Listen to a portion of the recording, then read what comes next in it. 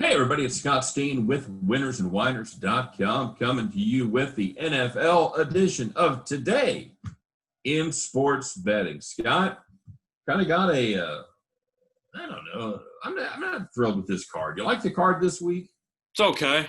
I'm happy that there haven't been any games that have been completely postponed or moved to Tuesday because college football's kind of imploded. Fun fact, if you don't like the NFL card on Sunday, there is a college football game on Sunday this week. As UCLA and Cal had their games canceled, so they merged together and formed a breakaway game, and that's going to be on Sunday. Is it going to be is it going to be a night game? I have no idea. I just know it's going to be on Sunday. Okay. I'm assuming it'll be probably a night game or at least 4 because they're playing in, of course, Pacific time zone. Of course. So I don't know. You got college there if you really don't like the card. Well, okay. I may not hate it UCLA Cal bad, but there's some plays out there. You get to make fun of Chip Kelly for 4 quarters. Well, that's true, but that's a rare opportunity. I do like to make fun of Chip Kelly. I can't believe he still has a job anyway. Anywho, let's go on with the NFL, shall we? And sounds good about it. Let's take a look first up in the card. This is a game that does not have an official lineup. There are places where you can see the line, and that's what we're going to go with. I've got the Bengals at the Steelers. Of course, we're still waiting to get the go-ahead on Big Ben. He was basically in contact tracing isolation. He did not have the virus itself, but he should be good to go. I think tomorrow, if a negative test, he can resume football activities on Saturday. So 45.5 appears to be the number there. What do you think, Scott? This number looked like it opened at 10 and came down quite a bit. Yeah, I saw it around 7.5 or 7. Honestly, I'm kind of surprised we're starting with this game because this game's at 4:30, but sure. I'm going to go with Cincinnati plus the points here. First game on the rotation, buddy. Yeah, I'll go with Cincinnati plus the points here against Pittsburgh. I know Pittsburgh is undefeated. I know that they have a really serious problem every year playing down to their competition with Mike Tomlin, which is his complete reputation, which is why I have never been a huge fan of him. I will give him credit for what he's done for the last year and a half. He's been very good ever since Le'Veon and Antonio Brown left. I think he's done a very good job with that team. But the issue that I have with Pittsburgh is that they always get up for the good teams and they always play down to the bad teams. And Cincinnati, off a bye, does have enough offensive weapons to score points. Pittsburgh is kind of an anomaly on defense because they're really good against the run. They're really good at getting after the quarterback, but for coverage, they're really not that good. And no. There's definite holes in that defense, and this is a game, and I don't really understand. I understand the move. I think 10's too high, but Scott, some of it's uncertainty with COVID and injury stuff. So you might see some bounce back, assuming Ben is back and stuff like that. He was really never in danger of missing. We'll see. I'm saying 3 points seems like an injury, somewhat involved move, in my opinion. All right. Well, it doesn't usually happen that way when it looks like the guy's going to go ahead and go. It didn't happen that way with Stafford last week.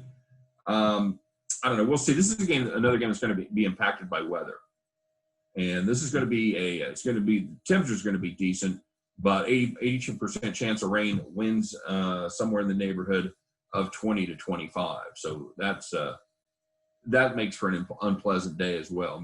Temperature in the mid-50s of blowing rain. But I would have thought, if anything, in light of that news, that number perhaps would have gone up because that would favor the running team, and that certainly is not the Bengals. Especially with Joe Mixon, who is doubtful for the game on Sunday. So it's most likely going to be Bernard and Samaje Perine once again. So right. I assume they're going to let Burrow throw the ball 4 or 5 wide every play. And in wind and rain, you have to wonder how successful that's going to be because I'm assuming downfield accuracy is not exactly going to be a strength in this game. Yeah, that's my thought as well. And I did have Cincinnati plus the points. I still like Cincinnati. I cannot get past the fact that Tomlin is so historically bad against awful teams. And Cincinnati, even though their record is bad, they've shown some signs of life over the last couple of weeks, and they're off a bye. Well, I'll tell you what, they're a fantastic team to bet on. They're 3-1 against the spread on the road. They're 5-1 when they're catching 4 or more points, and they've covered 6 of their last 7. So Do you think they could potentially win the game? I think there's a shot. I think there's a path. I just don't know how that. That Pittsburgh offense is not good. Let's not kid ourselves. It's okay because they have so many good quote unquote weapons at receiver, but Big Ben never throws the ball downfield. Yeah, another guy 35 plus that has lost the 40 plus bombs. So yeah, you have Chase Claypool who's a very good deep receiver, but Big Ben just hasn't been throwing that many deep routes. I know Claypool dropped a touchdown last week, but for the most part, it's drag routes to a bunch of receivers pretty much every play. Yeah, they love those 12-yard sluggos. They'll run a lot of those. They run a lot of stuff across your face. They've always been a fan of using their tight ends. So I was going in a low-scoring game with bad weather, I got to take the points. And I think that after Pittsburgh had such a terrible no-show against Dallas, I think Burrow could pick apart the secondary. I know Cincinnati's offensive line is the huge story because they are not good, and Pittsburgh's defensive line is very good. So that is a concern. Burrow just keeps coming at him. He just keeps looking good week in, week out. And late in the game, I don't think Burrow's going to fold. I think he'll be able to handle big pressure situations in a close game. So I'm going to lean to Cincinnati plus the points, mostly a fade of Tomlin in this spot, but I also think Pittsburgh, despite being undefeated, is a lot weaker than people are, or at least the mainstream media are making them out to be. The mainstream media. Dun, dun, dun. Yeah. But you don't agree with that? Plus 260 is the number here for. Not bad, in my opinion. Get a division game, bad weather. Not bad. It wouldn't surprise me if they get shot, if they get smacked. But I don't know. I think Cincinnati is a team because of their overall record that's being slept on. And I think, as you mentioned, their numbers against the spread, I think they got a shot. I hate their defense so much. I just don't know that they can stop the run. They're not good against Tennessee. Yeah, they did. They stepped up big time, and the Titans were never really in that game. They weren't. Pretty much owned that game from beginning to end. So, I think you and I agree on this one, man. We got to pick up the pace here, buddy. We're just kind of languishly talking, but I think we're both on the Bengals 7.5, right? Yep. And you put a little sprinkle on that plus 260. A little sprinkle. If it loses, don't come at me. But I think that there is some value there. All right, and here's another one that's not on the board. This one we actually know the reason. It's because of Matt Stafford, or excuse me, because of I'm sorry. This is the one we don't know the reason. I'm sorry. Not on the board. It's Washington football team at the Detroit Lions. The line is somewhere in the neighborhood of -4 for the home standing Lions, and about 46.5 is the total on this one. No Kenny Golladay, Scott. Hawkinson's also banged up. Hawkins is questionable for this one. I got to go with Washington. Now, we talked about this before we went on air. If Kyle Allen was still the quarterback of Washington, I would slam them immediately. Yeah. But Alex Smith, I know it's a good story. I know that he's been a veteran for a long time. He doesn't have it anymore. He's done. Well, you know what? I'm not necessarily ready to pronounce him done after a game and 3/4 or a game and a half, but I will say that from what I've seen, it does not look good at all. No, I certainly will grant you that. Out of the 6+ quarters he's played, and none of them have been good. So, and I'm a big Alex Smith fan. I like Alex Smith. I know that you rooted for him for years because he was on Kansas City and had some good moments. But he's a good human being. He's a real class guy with Mahomes. So, I always have a soft spot in my heart for Alex. However, I'm fading him this week, man. I just can't do it. I can't back Detroit. You think I want to lay points with Patricia? I know. I think Ron Rivera, even though his team came out extremely flat against the Giants, they came back to some degree before Smith threw a couple interceptions. I think they're going to pound the rock with Antonio Gibson. Detroit's terrible against the run. And with the no receivers and Stafford, who is back from a concussion, but the offensive line didn't do him any favors last week, I think Washington's team at least will give me a full 60 minutes. Patricia's team seemed to do well in the first quarter, get a lead, fall apart in the second half. The same story every week, and I don't think this is going to change. All right, good enough. So we are. I'll take Washington plus the points. All right, you got it. You have Washington +4. I'll take. And to me, this is just like flipping a rusty coin. It is flipping a coin. So when in doubt, take the points. I don't care. I wouldn't even I wouldn't even bring my wallet in the room with me with this game. So this is just for entertainment purposes only, kids, right here. Now, here's one that should be entertaining for all the wrong reasons. This is going to be the biggest weather-affected game on the board. This is Texans at Browns. They're by lake on the lovely shores of Lake Erie. I can hear Gordon Lightfoot playing in the background. It's the wind. It's the witch of November there. Probably before your time, but Browns minus 3.5. 45.5 is the total here. Scott, this is an easy one for me. Chubb comes back this week. Even if he splits time, I still like Kareem Hunt and the running attack there in Cleveland. And guess what? Texas can't stop the run. That's not a good thing to play this team. Bad weather. You're going to have to run the football, and the Browns do just that. I don't see any reason they don't cover the 3.5 in this one. Yeah, I got to agree. Cleveland's one of those teams that has a good record, but I'm not really sold on. They're not as bad as the Bears in that case, but they're a team that I don't really feel comfortable with looking at them and saying, oh, I trust them to cover a number.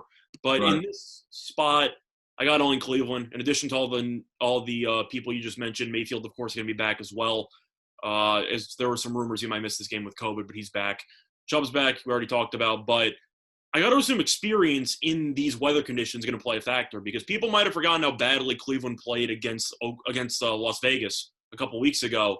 They're used to this awful weather to some degree, and Houston plays in a dome. So I think it's Houston going from, regular, always perfect turf and stuff like that. Oh, no, you got to play in 50-mile-per-hour wind in basically a monsoon with no running game. Have fun. No, I'll lean Cleveland. I think this game's going to be hideous. I'll lean to the first half under as well. I expect both offenses to look really, really bad in the first half before making some adjustments late potentially. I'm not thrilled with it, but I got to go with the Cleveland because Houston can't stop the run to save their lives. At the very least, you're going to have high winds. Looks like the rain may be over by game time. It was supposed to be a late morning rain, but still 35 to 40 mile an hour winds with gusts in excess of 50 miles an hour. And I would also have to lean to the under. I said the first half under.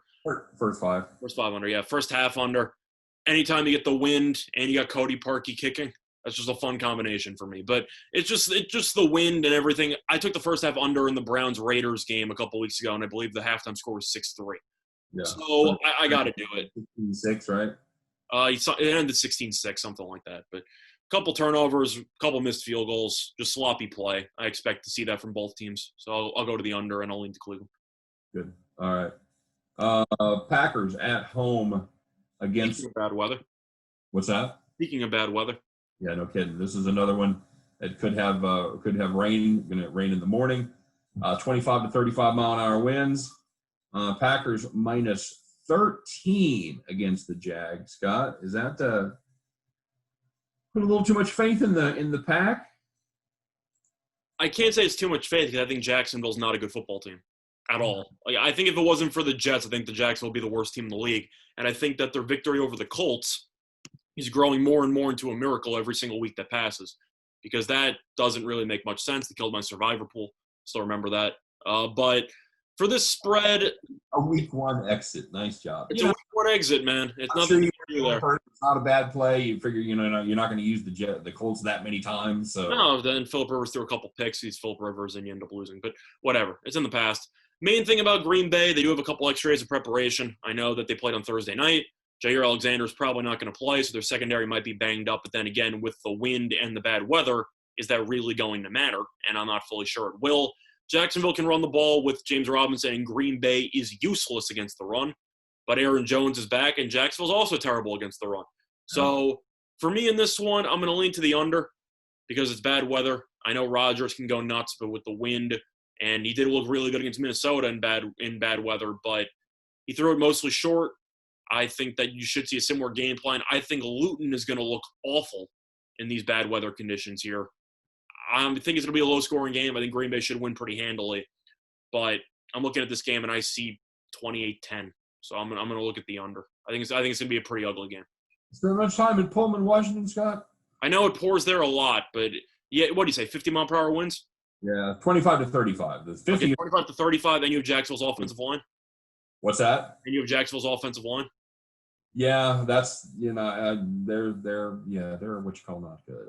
I'll go along with you there. I mean, but I think I don't know. I don't know that he would be unfamiliar with horrible weather. It's not a matter of unfamiliar. I just don't know if he's capable of being a starting quarterback in the NFL, and he has to throw against a defense that I know is mediocre. Green Bay's defense is bad against good teams, good against bad teams. That's just what I've noticed from them. So he put up 297 last week against Houston. So there's always a caveat there. Over 11 yards an attempt. I don't know. I mean, he stunned me. That was a bit of an outlier though, because the first completion I believe was a 77-yarder to Chark. Yeah, it was. It was a big one. However, that's still that's still a respectable day. It was good. So. Yeah, I mean, again, just like writing off Alex Smith after basically a game, I'm not ready to put the kid in the Hall of Fame after a game. But, I mean, he certainly wasn't as bad as I expected. No, he wasn't bad at all. It wasn't bad at all. But my point I'm trying to say is let's just say Minshew was quarterback instead of Jacksonville. Instead of Luton. What number do you think what number do you think this would be? 10. I'm just saying, you think Minshew's worth 3.5 points? I'm throwing it out there because you said Luton looked good, and I can't disagree with you. But I'm really curious how valuable you think Minshew is to this team. That'd be I would put it at 10. That'd be my. I think that's the perception. Now, whether Minshew is any better than Luton, I don't know. Is he worth 3 points? Probably not at the end of the day. But I think the market, the betting public, still perceives Minshew as being better than he is. I think Minshew's okay. But, yeah, I'm going to lean to Green Bay. They have a chance to run away with this division. The Bears are imploding. And I have a better lean to the under because I do think the weather will keep Rodgers in check to some degree. I think Jones is going to run the ball, have a field day. They'll eat up a bunch of clock, and I could see this game getting pretty one-sided early where Green Bay ends up pulling some people. You could do worse as a sports bettor than just to auto bet unders anytime the wind is over 10 miles an hour. Yeah. That's I believe it's somewhere in the neighborhood of 58%, 57, 58%. And it's not even 10 miles per hour. This is 25 to 30. It's 10, and then it goes up exponentially. Yeah. It's just like a curve. The higher the wind, obviously, the higher the percentage of unders. So they don't really adjust the line to where it should be. No, you just see the line plummet 7 points, and people just think, "Oh, that's enough." It's mostly reactionary when it comes to the lines. And a lot of times, the weather forecast is obviously made 4 or 5 days out. It's already baked in by the time most of the schmoes have looked at it on Thursday or Friday. Mm-hmm. So they may not even be aware the line moves. So I think I certainly couldn't back the Jags. I would consider maybe a Jacksonville team total under if you're a little bit squeamish on taking the actual spread or anything like that. If you're going to fade any team, I guess fade Jacksonville in the bad weather with a below-average offensive line. Green Bay's defense might not be good against the run. Their pass rush, though, is pretty good. Yep. And Jacksonville's pass protection is below average, to say the least. 49 is that number, Scott. That's fucking ridiculous. I'm sorry. That's the full game. What do you mean? That's the full game. That's what I'm saying. 49 is the total. I was saying Jacksonville team total.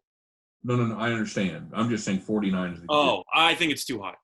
I know that's not Jacksonville's total. Yes, that's why I thought you reacted that way. Now, I think 49. No, I hadn't really even looked at the total on this yet. The total's my main lean. I'll lean under. Seeing it at 49, that's so you've got 25, 30, 31, 18. So you're going to be 18 is going to be Jacksonville team total on that. Assuming the kicking game's not going to be strong. Jacksonville hasn't found a good kicker all year. Yeah, you let me get to 17 as a win. I'll take that. Yeah, That's fair play indeed. Anything north of 17, I'll lock that up. Hey, okay, got it. See, here's another one of these games that I hate this card. Eagles or Giants. Giants catching 4. 44.5 is the total. I'm going to have to take a pass on the spread here because I ended up giving something out in this game for a play yesterday. So I can talk about the total. You want to talk about the spread? Yeah. It's It's the NFC least. I'm gonna have to back the Giants here, and I don't like to. I don't like to do it. I don't like this Giants team, but you know what? They've covered they've covered 5 of their last 6. They hung around. Eagles couldn't put them away a couple weeks ago. Yeah, I'm these one of these situations in the NFC East where they just battle back and forth. It has nothing to do with who the better team is or whatever. They just play close. I'm going to hold my nose and play the Giants here. For me, I'm going to lean to the over. Okay. It's not a great lean here. My main play, of course, on the play today. But for this matchup, Philadelphia's getting a ton of people back offensively. Offensive line, Alshon Jeffrey might actually make an appearance for once. Miles Sanders is back. Yep. Getting some weapons back. And I know that Philly's off the bye. Peterson hasn't exactly been great off the bye, but it seems like it's coming at the right time because the Eagles have been dealing with a ton of injuries all year. Mostly to the offensive side. They're healthy again. New York's offense might not be great, but they have looked a little bit better with Jason Garrett over the last couple of weeks. I think they could potentially get to 17 or 20 or so. I think Philly could take advantage of a healthy offensive line and a receiving core for once, and I think that this game could go over. So it's a small lean, nothing huge, but I'll lean to the over. Okay, good enough. Can I interest you in 90% chance of rain and 20-mile-an-hour winds? Well, you mentioned that after I said my opinion, but the total has gone up from 41 to 44.5. I don't understand that at all. So I find that pretty fascinating. It really is. So it's another bad weather weekend? Yeah, 15 to 25 in New York. It should be in the afternoon. Maybe they'll get the game in beforehand. Even if it was bad weather, I think that favors the Eagles because the Giants have Gallman at running back and the Eagles get Miles Sanders back. Oh, yeah, no question. Yeah, always look for the team that can run in bad weather. So, yeah, I hadn't really I kind of thought around the lakes there was going to be the problem. I did not check the weather forecast for New York until right now. So that's kind of why I was double clutching there. Yeah, I'd like to change my vote, please. Okay, we have a last second change. Yeah, we do have a last second change. I did not lock that in. I'm gonna go ahead and play the Eagles. Okay. I don't want to play the under. Yeah, play the Eagles in the under there. I'm just gonna auto bet high wins. Sure. Bucks and Panthers, Scott, big battle there in the NFC South. Panthers catching 5.5 at home. No Christian McCaffrey. It's back to Mike Davis.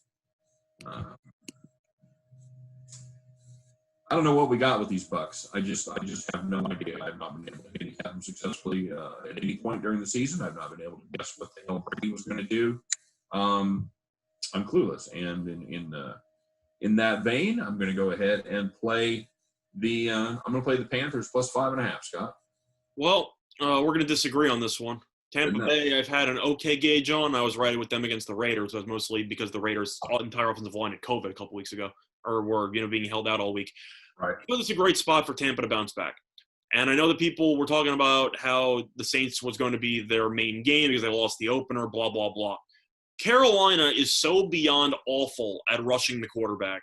And we've spent so much time talking about how old quarterbacks, when not being pressured, are so good because they get nobody in their face. Carolina can't pressure anybody. They barely sack the quarterback. They're in the bottom, I believe, 3 in the league. Tampa, I think with all the weapons they have after a terrible week, should be very motivated to put in a good performance here. Carolina was very good last week, of course. I think McCaffrey being out is huge because I think that Mike Davis kind of already peaked as an NFL running back. I think that McCaffrey, of course, is a huge plus. Bridgewater's fine. I get it. I know Tampa won the first meeting. I like Tampa here because I really think that Brady with a clean pocket can pick defenses apart, and Carolina is very, very bad at creating havoc in the pocket. So for me, I'm going to lean to Tampa.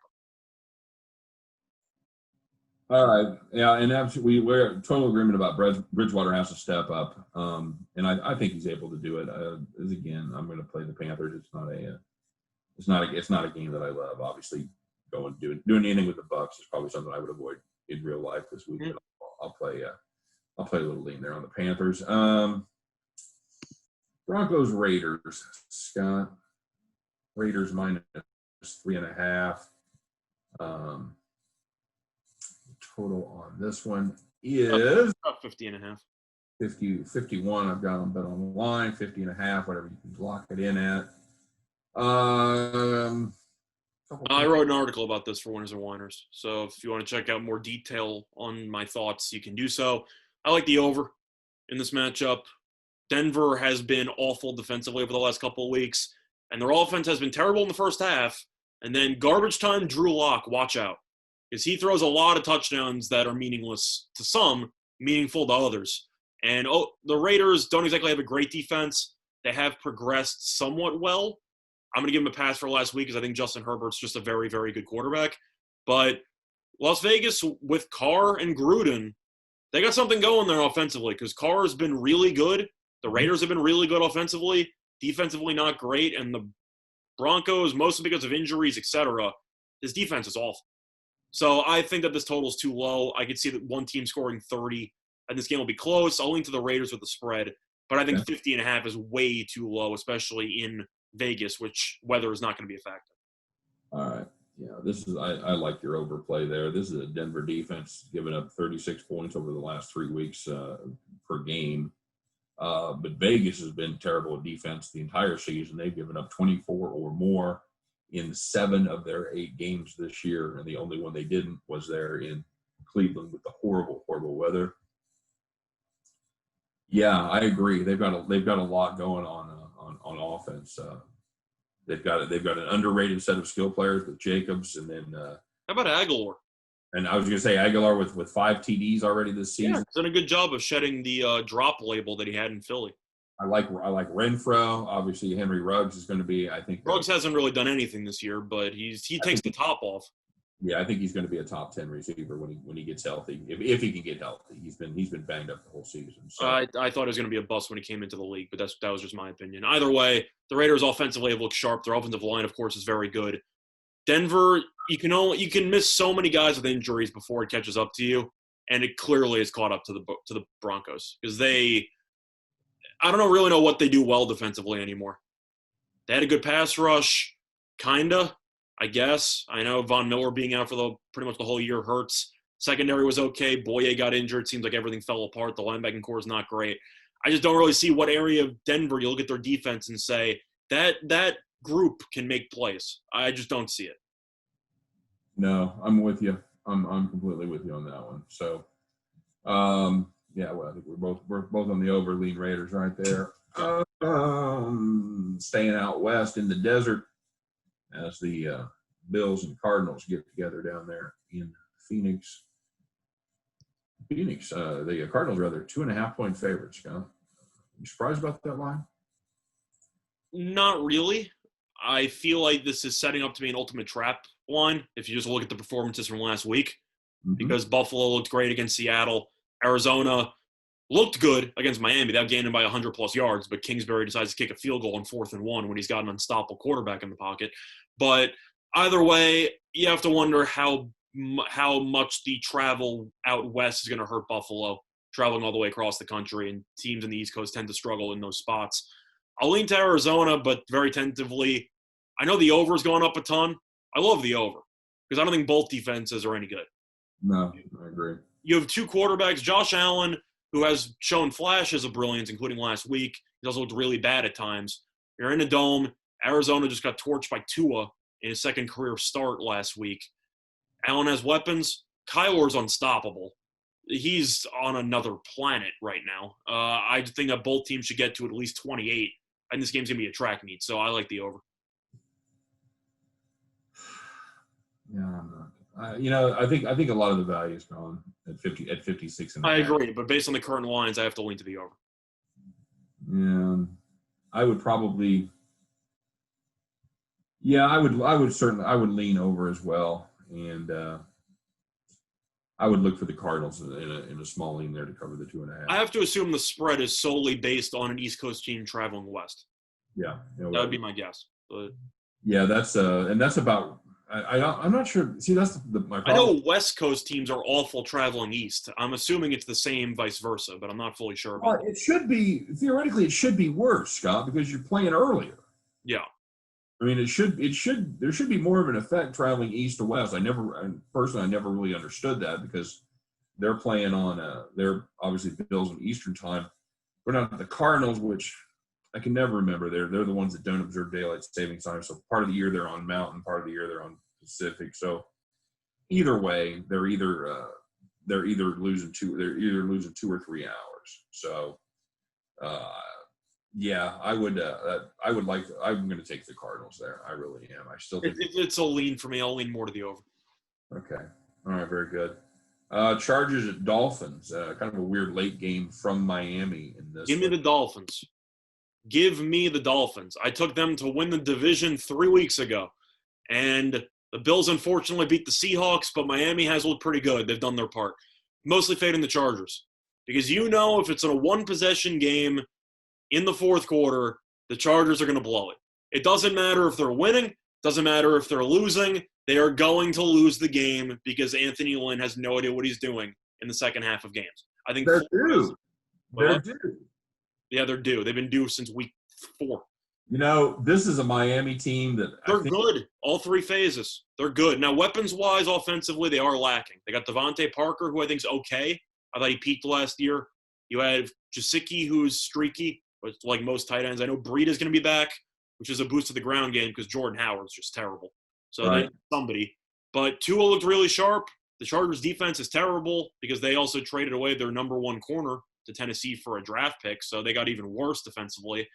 And late in games, the Chargers are going to shoot themselves in the foot. And if there's one thing Miami does not do, it's shoot themselves in the foot. So I expect them to do whatever they normally do, keep control of the ball, say thank you for a couple free turnovers, and win this game close. So I like Miami. Yeah, this is a Charger team that, of course, going to be without Bosa again, going to be without Justin Jackson, and that's huge. Well, Balaj was randomly good for them last week. What's that? Balaj was actually pretty good for them last week. Yeah, we'll see how that goes. But I like this Miami team. They scored touchdowns defensively in each of the last 2 weeks, even special teams touchdowns. Tua doesn't turn the ball over. They're really good in all 3 phases, and I like the consistency. To me, that's been the biggest story is the Dolphins' defense getting a lot better because they were a liability for the first 4 or 5 games of the season. Byron Jones comes back, and they flip a switch. Yeah, that's been huge. Getting Jones back at the corner has been fantastic. So I think we're both on the Dolphins. I don't know how you could possibly back the Chargers. If you take the Chargers, you are sweating this out for a guaranteed 60 minutes because you're up, the Falcons. Yeah, you're up 24-7, and you are still sitting on the edge of your seat in the middle of the third quarter. You're not even thinking you're close to home. Mm-hmm. No, absolutely not. Seahawks and Rams, Scott. Seahawks, man, they are a 2-point dog here. The total on this one, 54.5. So, by the way, as we speak, the Cardinals-Bills has come down to 56 even. So there was a little buyback once it went over 56. Over. With Seattle, you got to blindly bet the over. There's really not much else I can say. Seattle's on pace to be the worst pass defense in the history of the league by about 50 yards per game. Not even close. It's impossible. They're giving up roughly 400 passing yards per game. I'm not saying the Rams' offense is extremely dynamic, but at the same point, you got to stop somebody sometime. I mean, come on. Yeah, well, the good news is they're only giving up 3.7 yards per carry on the ground. Did you hear Pete Carroll's comments after the Bills game? No. He made comments. They asked him what exactly happened in the game, and Carroll said, we had a great game plan for the ground game, and we were shocked that they abandoned the ground game after 10 plays. I'm like, are you serious? Josh Allen finished with about 400 yards and maybe 6 incompletions. I don't know why you say that out loud. He said it out loud. He's like, I was shocked they abandoned the run. I'm like, you don't say.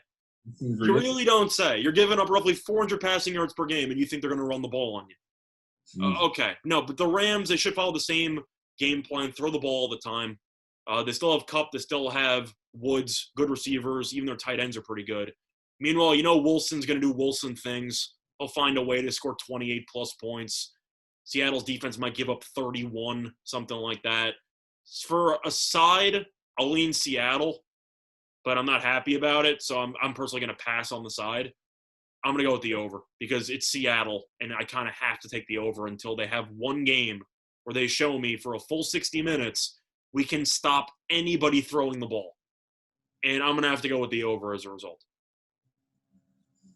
Yeah, I don't hate that. I don't know. I'm assuming you agree with everything I just said. I don't know how you can like the under looking at Seattle.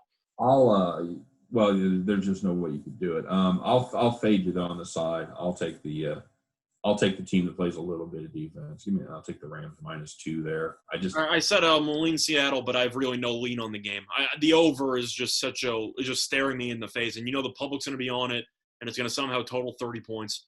But I got to go with the over because Seattle is – I can't even think of a comparison. College football, UCF? Like, they're scoring 40 and they're giving up, 38. Like, it's just painful. Oklahoma.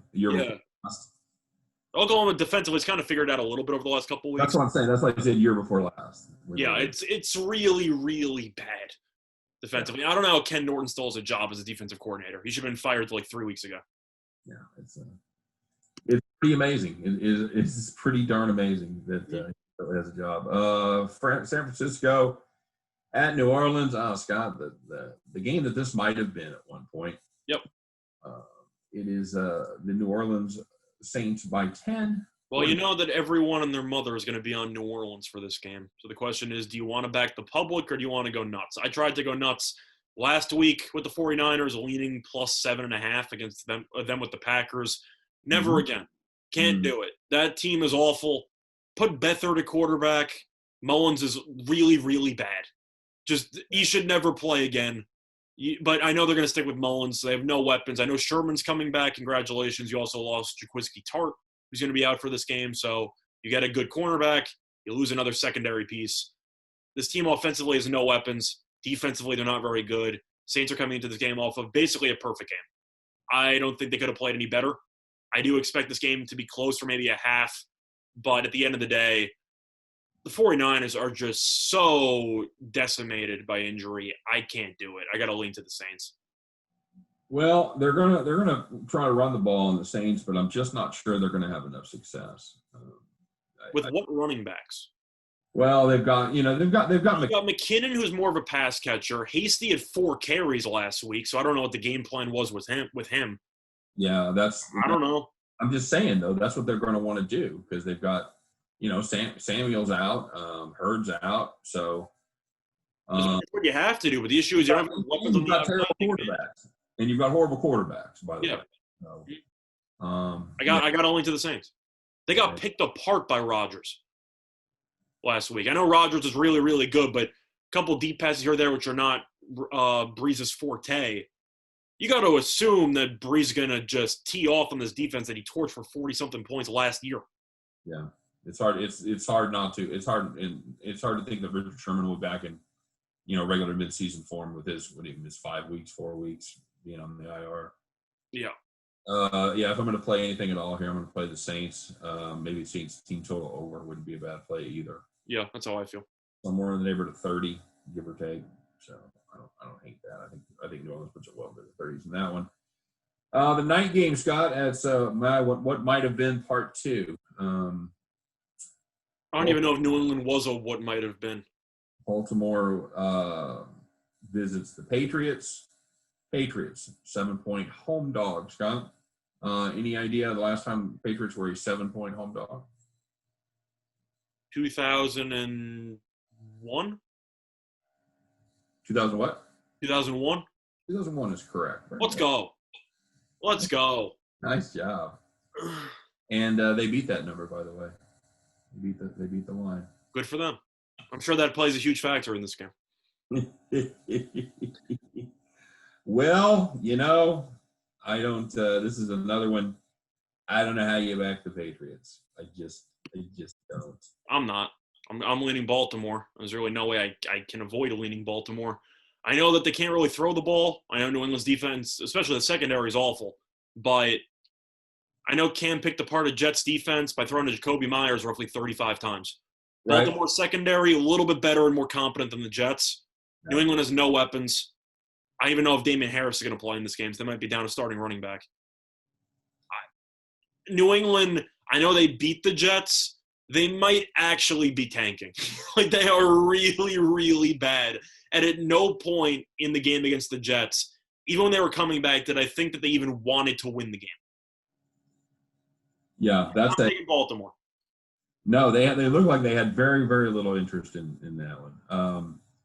Yeah, I guess they've got Bird to throw, they got Myers to throw the ball to. But you look at the corners that Baltimore has. You got Humphrey and Smith. They got a really good secondary. Like, I don't know who's going to be open on any given play for New England. Well, yeah, that's certainly they've also got Marcus Peters back there. Yeah. Now, question, I forgot, yeah, of course, Peters as well. Wait, who were the two that I said? You what did you say? You said Humphrey and Jimmy Smith, and Jimmy Smith is actually doubtful for this game. Yeah, but I forgot, of course, Peters, who is the pick six king. Yes, for this one, people can roast Baltimore for last week because of the fact Lamar couldn't throw the ball. The Colts are good, and Baltimore went into Indianapolis, held them to 1 yard for about a quarter and a half in the second half, and they won by 14 in Indianapolis. So if you can beat the Colts on the road by 14, you should beat the Patriots by at least 8. So I'll lean to Baltimore. I gotta think so. I gotta think that's how that plays out. By the way, this is going to be another one that could be affected by weather. It's even better for Baltimore because New England doesn't run the ball, and Baltimore's really good at running the ball. No, and I will say in New England's defense, which I don't come to very often, this isn't probably more than any other in football. This offensive line has been absolutely decimated by injuries. Yeah, and they've got and fun fact about this week, all their tight ends have an injury designation. Keenan and Sizey are already out. But Baltimore's offensive line's also banged up as well, so that kind of cancels each other out. But still, I got to go Baltimore. I'm not going to spend much time on it. New England's just really, really bad. Yeah, no other way to play that. Fade the hoodie there. So. Mm-hmm. All right, my friend, there you go. That's a board right there. Again, not at least not my favorite board of the year, but you know what? Any board you can go out there and find a little value is a good board. Beware the wind, kids. Beware the wind. Look for that. What do we got? Four high wind spots, Scott. You've got Steelers, Browns, Giants or Packers, and the Patriots. So you got 5 games where there's going to be winds in excess of 17, 18 miles an hour. Yep. So, and with intermittent rain probably in some of those spots. So be aware of that before you make any of your plays. So anything else for this week? No, that's pretty much it. Okay, there you go. That's our take on the NFL week number 10. Wow, week 10 already? Really? Anyway, seems like just yesterday. And NBA drafts next week. College basketball's in 2 weeks or so. Yeah. Well, calendar's flying. We'll see. We'll see how many of those sports are actually going. So yeah, we'll see. That'll be fun to see too. Anyway, as always, if you want to find out even deeper dives into these games, head on over there to winnersandwhiners.com. Check those out as well. Scott and I, we really enjoy doing this every week, breaking down the NFL. This is the one where we really kind of just sit back in our chairs, stretch out our legs, and just kind of really try to get into the nuts and bolts of these. So we hope you enjoy it. As always, leave us comments. Let us know what you guys are playing. Let us know how you're digging the show. Any improvements or things like that. We're always open to ideas. And of course, don't forget to like. Don't forget to subscribe to our channel. All that good stuff. All right, you guys have a great weekend. For myself, for Scott Reichel, for all of us over here at winnersandwhiners.com. Hope every one of those bets in your pocket turns into cash money back at the window. You guys have a great weekend. Everybody stay safe, stay healthy, and we'll see you next time on Today in Sports Betting. Take care, everyone.